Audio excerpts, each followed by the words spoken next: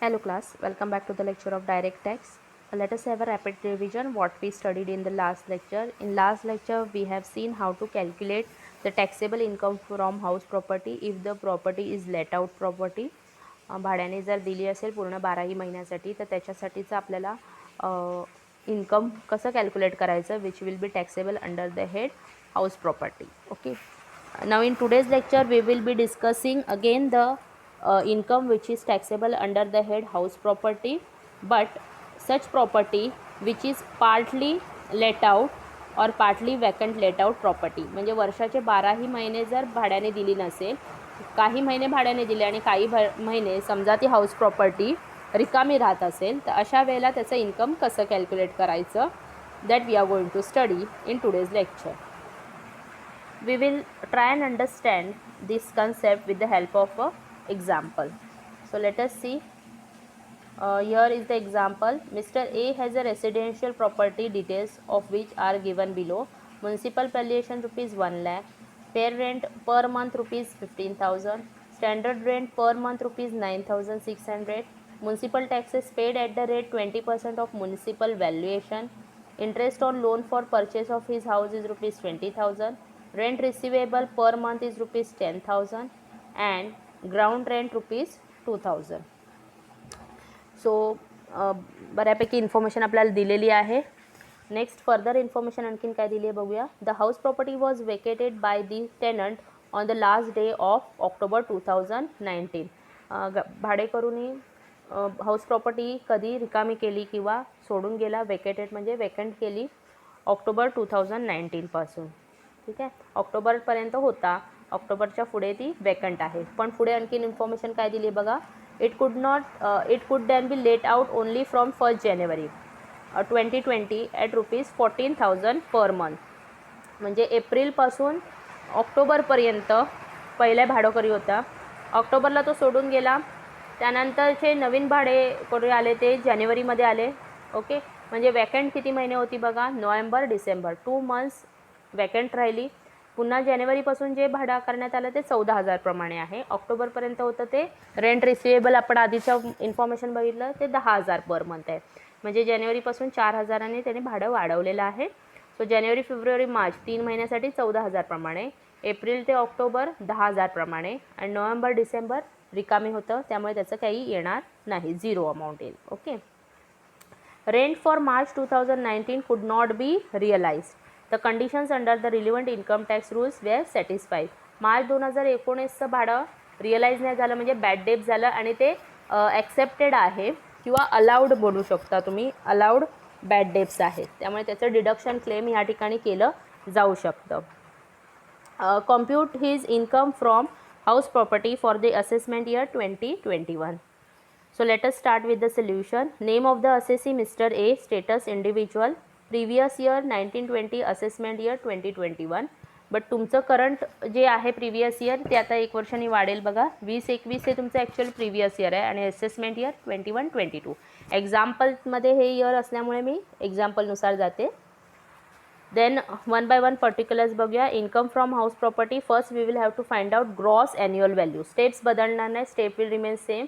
First you will have to find out gross annual value, then you can deduct municipal taxes out of it to arrive at net annual value, then you can claim deduction under section 24. So gross annual value कशी determine करता येईल, RLV or rent received or receivable whichever is higher. मग त्यासाठी पहिलं आपल्याला RLV determine करावं लागेल. So for RLV first we will compare fair rent and municipal value or municipal rent. So yes it is given. Fair rent is given per month 15,000. 12 महिन्याचे किती होतील, 1,80,000. Municipal value is directly given 1 lakh. So compare करा यातली जी higher असेल ती. So higher of A and B बघा, 1,80,000 की 1,80,000. So that will be your point C. Then this amount is suppose to be compared with standard rent. Standard rent दिलेला आहे का, हो दिलेला आहे. 9,600 per month multiplied by 12 to get the standard rent amount 1,15,200. Now compare point C and D and you will have to choose the lower amount. जी कमी असेल ती कमी किती आहे, 1,15,200.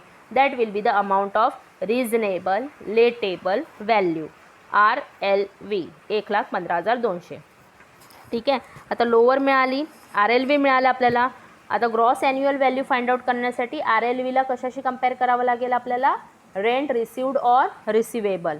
आता रेंट दोन प्रकारामध्ये किंवा 2 रेटनी मिळालेलं आहे. ऑक्टोबरपर्यंत 10,000 प्रमाणे. नोव्हेंबर डिसेंबर वेकंट होतं त्यामुळे त्या 2 महिन्याचं मिळणार नाही.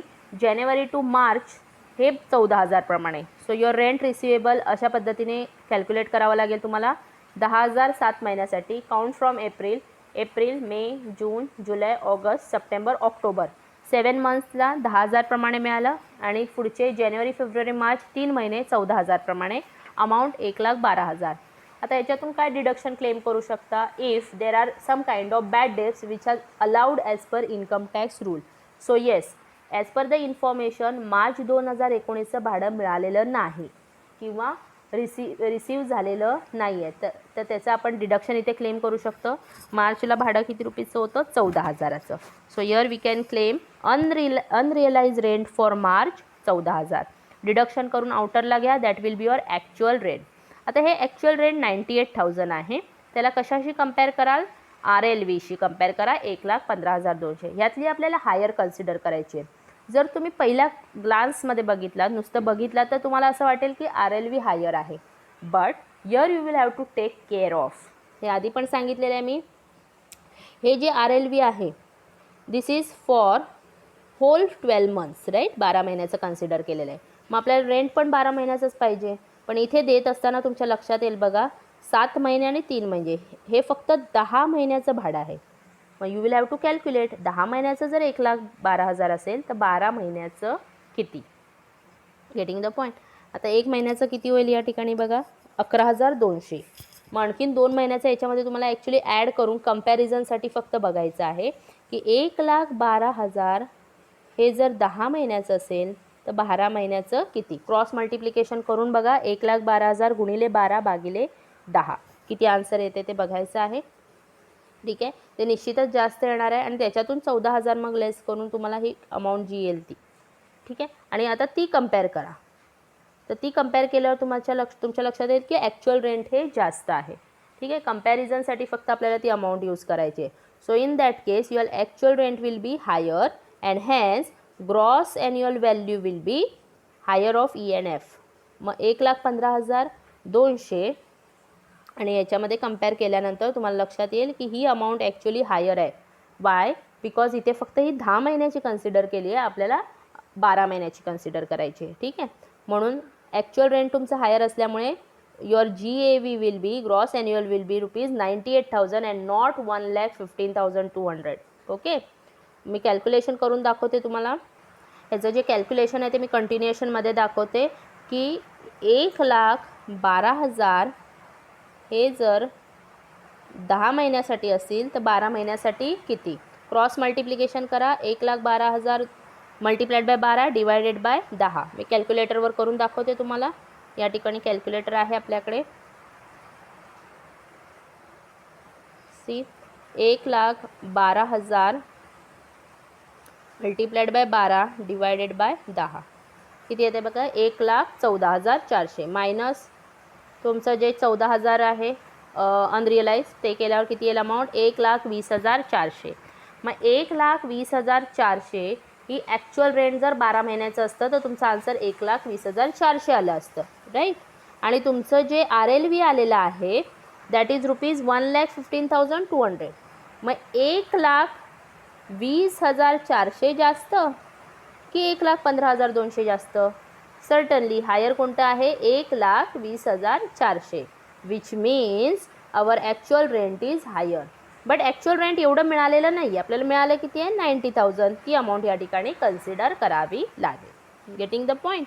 आता हे समजा पूर्ण 12 महिन्याचं असतं तर हे एवढी खटपट करायची गरज नाही. पूर्ण 12 महिन्याचं असतं तर डायरेक्ट कंपॅरिझन तुम्ही ह्या अमाऊंटमध्ये केली असती आणि त्यावेळेला तुमची RLV हायर झाली असती आणि GAV किती आले असते? मग 1,15,200. पण आता असं लक्षात येतं आहे की 12 महिन्याच्या रेंटनुसार आपलं रेंट कॅल्क्युलेशन होतं आहे 1,20,400 which is higher than RLV as calculated 1,15,200. and hence our gross annual value will be 98,000. That is actual rent received. Okay, आता ग्रॉस ॲन्युअल व्हॅल्यू मिळाली. नेक्स्ट स्टेप काय आपल्याला फाइंड आउट करायचं, net annual value. So net annual व्हॅल्यूसाठी पहिलं तर तुम्हाला काय डिडक्शन इथे क्लेम करायला मिळेल, taxes which are been charged by the local authority. आणि आपल्या प्रॉब्लेममध्ये दिलेलं आहे की म्युन्सिपल टॅक्सेस आहेत आणि ते ओनरनीच पे करणं गरजेचं आहे आणि ॲक्च्युअल पेमेंट झालं पाहिजे, आउटस्टँडिंग नाही, अनपेड नसावेत, तरच तुम्ही इथे त्याचं डिडक्शन क्लेम करू शकता. आणि म्युन्सिपल टॅक्सेस अमाऊंटमध्ये नाही दिले, पर्सेंटेजमध्ये दिले. सो कॅल्क्युलेट करूया, जे की म्युन्सिपल व्हॅल्यूच्या 20% आहे, 1 लाखाच्या 20. So here we calculate municipal taxes 20% of rupees 1 lakh, that is municipal value. Municipal व्हॅल्यूच्या 20%, 1 लाखाच्या 20% 20,000 एवढं डिडक्शन क्लेम करू शकतात to find out net annual value. So balancing figure will be net annual value 98,000 minus 20,000. Now further again what kind of deduction can be claimed out of it? Two types of deduction, standard deduction and interest on loan taken for construction of the house or reconstruction of the house or renovation of the house. Okay, house properties या त्याच्यासाठी loan घेतलं असेल तर. So let us see, less standard deduction under section 24 clause A, that is at the rate of 30% of NAV. NAV च्या 30%. मग calculate करायचे, NAV आपलं calculate झालेलं आहे 78,000. 78,000च्या 30% कॅल्क्युलेट करा, यू विल गेट 78,000च्या 30% of 78,000, you will get answer 23,400. Then next deduction you can claim under the head interest under section 24 sub clause B. तुम्हाला डायरेक्टली अमाऊंट दिलेली आहे प्रॉब्लेममध्ये, इंटरेस्टची amount that is 20,000. Upper limit नाही आहे इंटरेस्टची काही, त्यामुळे एवढं सगळं तुम्ही क्लेम करू शकता. सो टोटल डिडक्शन क्लेम करू शकताय 43,400 out of NAV. And final answer तुमचं net taxable income from house property कसं कॅल्क्युलेट कराल, NAV 78,000मधून हे डिडक्शन क्लेम करा, मायनस करा, डिडक्ट करा, you will get total taxable income from house property. Same steps आहेत सगळ्या, फक्त इथे ॲक्च्युअल रेंट जो आहे तो पूर्ण 12 महिन्यासाठी पे केलेला नाही. Okay, so that is all about today's presentation. Thank you. If you have any doubt kindly tell me or discuss with me. You can call me regarding any doubts. Thank you.